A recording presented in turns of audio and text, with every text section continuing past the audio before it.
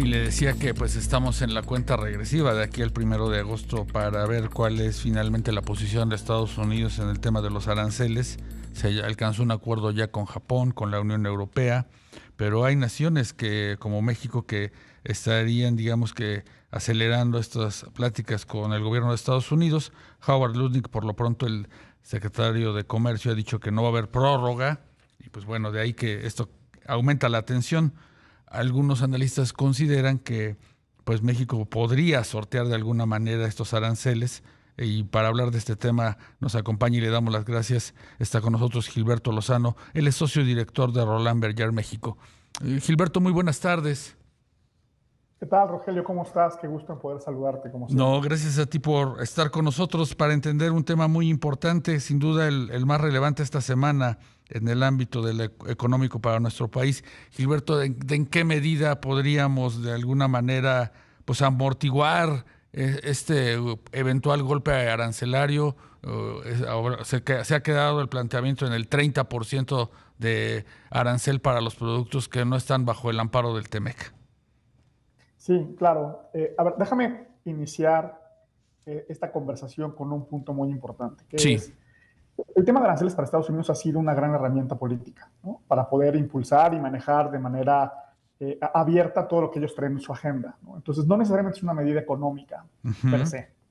Entonces, eso, lo que hemos visto, y por eso yo a veces cuando doy estas conversaciones, es, tenemos la segunda temporada, ¿no?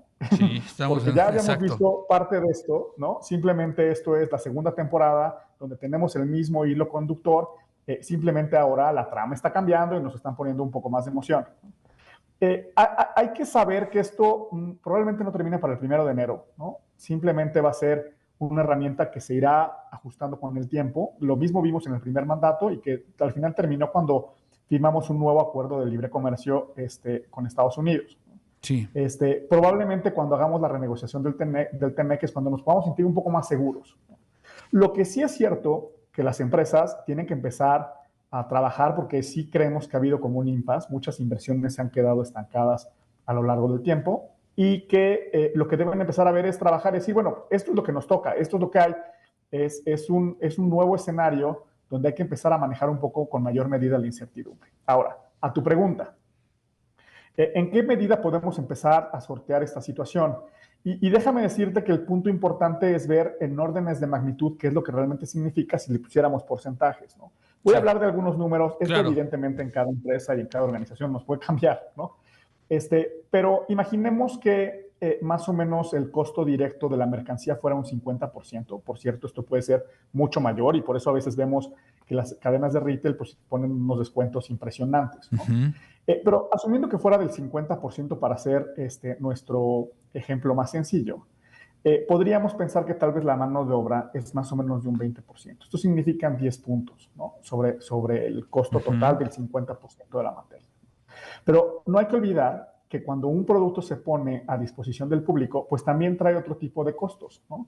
Y que normalmente el costo de retail, el costo de venta, es solo el 50%. Uh-huh. Entonces, si hablamos de un tema arancelario, por hablar de una cifra, números muy redondos, del 20%, eso significa que no nada más nos impactaría en México al 10%, porque eso es lo que cuesta el producto antes de ponerlo en Estados Unidos. El otro Claro. 50% del costo es costo de ellos, ¿no? Uh-huh. Costo de sus tiendas, del manejo, de la distribución, de la venta, etcétera, Por etcétera. supuesto.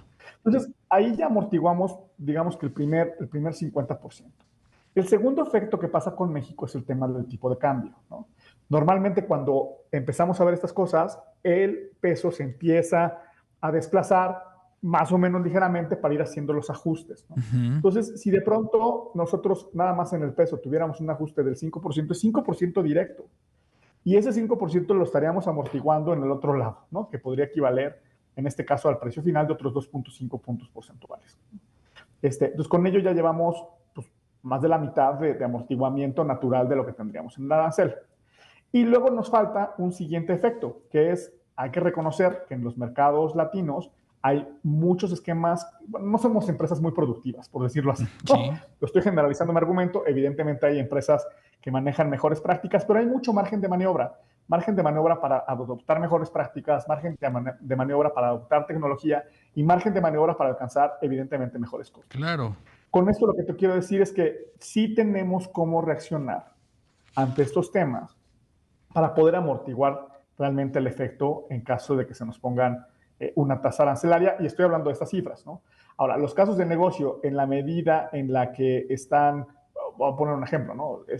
Muy basados en mano de obra, pues son casos de negocio donde evidentemente México va a seguir siendo un gran polo. En la medida que los casos de negocio sean más basados en tecnología, pues esto lo dificulta y evidentemente podríamos ver algún tipo de migración, que no es necesariamente el tejido empresarial que tenemos por aquí. Claro, de alguna manera del lado de México tendríamos que hacer nuestra tarea buscando mejores costos, ¿no? Pienso en el precio de la electricidad, ¿no? Si nuestra industria eléctrica fuera mucho más eficiente, pues tendríamos un costo ahí menor para los industriales. Y fíjate que lo podremos ver en algunos grandes renglones, ¿no? El que tú dices, energía e insumos, claramente. La mejor manera es integrando las cadenas de suministro, teniendo mejores proyectos de infraestructura que nos ayuden a quitar algunos de los cuellos de botella, ¿no? Segundo, todo el tema de cómo nosotros nos gestionamos administrativamente. Y ahí, evidentemente, si tú comparas una empresa mexicana, hacemos benchmark con el número de personas que atienden el back office, ¿no? De algunas organizaciones, hay mucho margen de maniobra para poder aún meterle músculo por ahí. Y luego el más importante, que son los procesos productivos. Y eso es donde realmente podemos innovar, podemos hacer las cosas mejor. Y es donde realmente México tiene la oportunidad de realmente volverse una organización, bueno, un país de primer mundo en la forma en la que hace sus procesos de manufactura, ¿no? Y esa es la gran oportunidad. Yo a veces pienso que las crisis no hay que desperdiciarlas. Esta es una crisis, evidentemente, y ahí es donde realmente podemos salir fortalecidos, en cómo lo atendemos y en cómo metemos programas de productividad. Claro. Gilberto, y en Roland Berger, ¿cómo vislumbran industrias que han sido claves en el TEMEC, que han ayudado mucho a la modernización del país, la industria automotriz, la electrónica, por supuesto la parte agrícola, donde somos muy competitivos y también estaríamos resintiendo los impactos de aranceles? A mí me parece que en el tema automotriz el tejido empresarial es muy fuerte entre ambos países. Es muy complejo, de hecho yo creo que es donde está hoy el gran tema puesto sobre la mesa.